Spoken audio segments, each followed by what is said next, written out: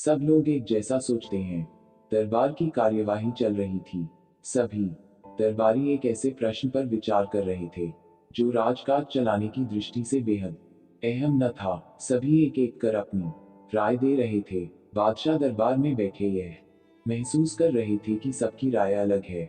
उन्हें आश्चर्य हुआ कि सभी एक जैसे क्यों नहीं सोचते। तब अकबर ने बीरबल से पूछा, क्या तुम बता सकते हो कि लोगों की राय आपस में मिलती क्यों नहीं, सब अलग अलग क्यों सोचते हैं? हमेशा ऐसा नहीं होता। बादशाह सलामत बीरबल बोला, कुछ समस्याएं ऐसी होती हैं जिन पर सभी के विचार समान होते हैं। इसके बाद कुछ और काम निपटा कर दरबार की कार्यवाही समाप्त हो गई। सभी अपने अपने घरों को लौट चले। उसी शाम जब बीरबल और अकबर बाग में टहल रहे थे तो बादशाह ने फिर वही राग छेड़ दिया और बीरबल से बहस करने लगे। तब बीरबल बाग के ही एक कोने की ओर उंगली से संकेत करता हुआ बोला, वहां उस पेड़ के निकट एक कुआं है, वहां चलिए। मैं कोशिश करता हूं कि आपको समझा सकूं कि जब कोई समस्या जनता से जुड़ी हो तो सभी एक जैसा ही सोचते हैं। मेरे कहने का मतलब यह है कि बहुत सी ऐसी बातें हैं जिनको लेकर लोगों के विचार एक जैसे होते हैं। अकबर ने कुछ देर कुएं की ओर घूरा, फिर बोले, लेकिन मैं कुछ समझा नहीं। तुम्हारे समझाने का ढंग कुछ अजीब सा है।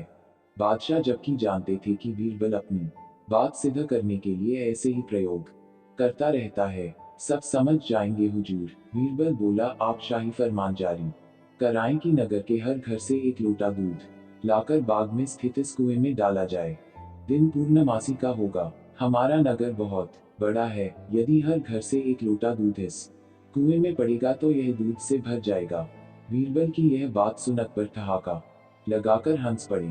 फिर भी उन्होंने बीरबल के कहेनुसार फरमान जारी कर दिया।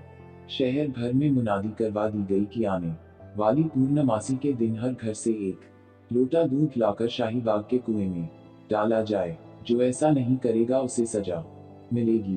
पूर्णमासी के दिन बाग के बाहर लोगों की कतार लग गई। इस बात का विशेष ध्यान रखा जा रहा था कि हर घर से कोई न कोई वहां जरूर आए। सभी के हाथों में भरे हुए पात्र बर्तन दिखाई दे रहे थे। बादशाह अकबर और बीरबल दूर बैठे यह सब देख रहे थे और एक दूसरे को देख मुस्करा रहे थे। सांझ ढलने से पहले कुएं में दूध डालने का काम पूरा हो गया। हर घर से दूध लाकर कुएं में डाला गया था।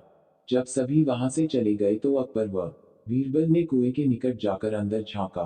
कुआं मुंडेर तक भरा हुआ था, लेकिन यह देख अकबर को बेहद हैरानी हुई कि कुएं में दूध नहीं, पानी भरा हुआ था।